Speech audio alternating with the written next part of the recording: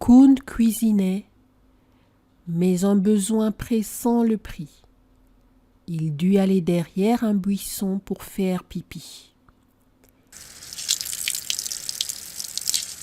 Sa femme Ker profita de son absence pour soulever le couvercle de la marmite, car elle était curieuse, Ker. C'est un conte qui nous vient du Sénégal. L'homme doit cultiver pour manger.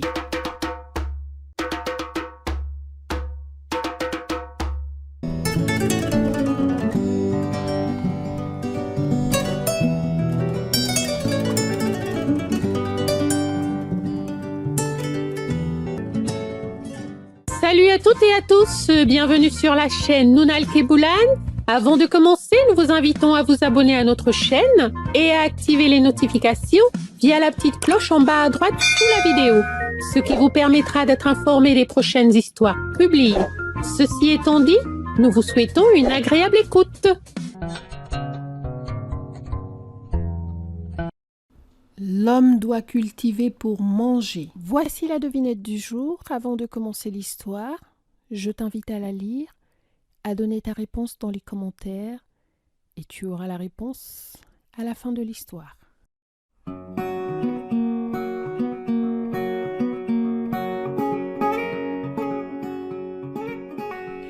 À l'origine du monde, disent les lobbies, étaient Koun et sa femme Ker. D'où venait-il? Descendait-il du ciel ou avait-il émergé du plus profond de la terre? Ce que l'on sait, c'est que seul Tongba, Dieu, les précédait. Koun et Ker eurent une progéniture nombreuse. Les hommes ne souffraient ni de la faim, ni du froid. Ils ne bâtissaient pas de maison et n'avaient pas à travailler aux champs. Pour se nourrir, il leur suffisait de couper un morceau du ciel qui vivait sur le sol à cette époque des origines et de le faire cuire dans une poterie. Mais il fallait que la poterie fût soigneusement fermée, car une seule condition leur était imposée par Tongba. Les humains ne devaient pas voir le ciel en train de cuire. Un jour, Koun cuisinait, mais un besoin pressant le prit. Il dut aller derrière un buisson pour faire pipi. Sa femme Ker profita de son absence pour soulever le couvercle de la marmite, car elle était curieuse, Ker. Le tonnerre aussitôt éclata.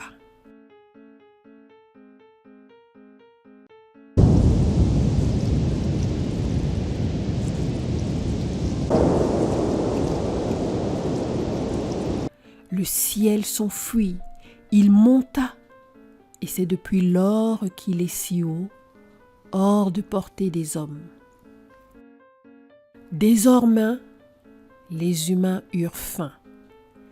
Ils broutèrent l'herbe comme les vaches, ils dévorèrent les feuilles des arbres, ils avalèrent les insectes comme les oiseaux, ils souffraient à chercher leur pitance jour après jour. Comme il parcourait la brousse en recherchant à manger, un jour Koun rencontra une procession de fourmis, chacune chargée d'une graine. « Pourquoi mes enfants ne pourraient-ils pas manger aussi de cela ?» se dit Koun. Il éventra la fourmilière et se saisit de ce qui était entreposé dans ses hangars souterrains. C'est ainsi que les premiers hommes découvrirent le mil, le sorgho, le maïs, les arachides et les haricots qu'ils récoltaient dans la brousse au hasard de leur course. Mais la faim reprit la famille de Koun et Ker qui s'adressèrent à Tongba si humblement que Dieu se laissa fléchir. Tongba envoya sur terre un de ses fils qui parla aux hommes. « Vous avez été désobéissants. On ne peut oublier votre faute. Mais mon père vous veut du bien malgré toute votre indignité. Prenez cette houe, prenez-la, ouvrez la terre et, à la première pluie, plantez les graines qui vous restent. Vous vivrez et vous multiplierez, mais par le travail. Le ton de sa voix était presque un anathème. La première houe, don de Dieu, était gigantesque, mais comme les hommes l'étaient aussi, ils purent la manier. Koun et ses fils creusèrent la terre. C'est nos vallées d'aujourd'hui. Ils firent des billons. C'est les collines du pays Lobi de maintenant. Aujourd'hui, qui regarde autour de lui voit le travail de Koun, de Ker et de leurs enfants. Nous qui descendons d'eux avons perdu leur taille immense, mais nous labourons toujours la terre avec la houe que Dieu nous a donnée et nous plantons les grains trouvés par Koun chez nos amis les fourmis. Ainsi, récoltons-nous pour que la faim ne ravage pas nos maisons et décime nos familles. Moi, Koulan Souonté, qui raconte cette histoire du pays Lobi, je remets ce conte où je l'ai trouvé. Que ceux qui ne sont pas Lobi comme moi me disent comment ce monde est né selon eux. Je sais qu'ils diront d'une autre manière que si l'homme et la femme travaillent, c'est parce qu'ils ont désobéi, et que s'ils ont désobéi et continuent de désobéir, c'est par curiosité. Or, la curiosité est un vilain défaut. Voici la réponse à notre devinette. Merci à ceux et celles qui ont participé. Bravo à ceux et celles qui ont donné la bonne réponse.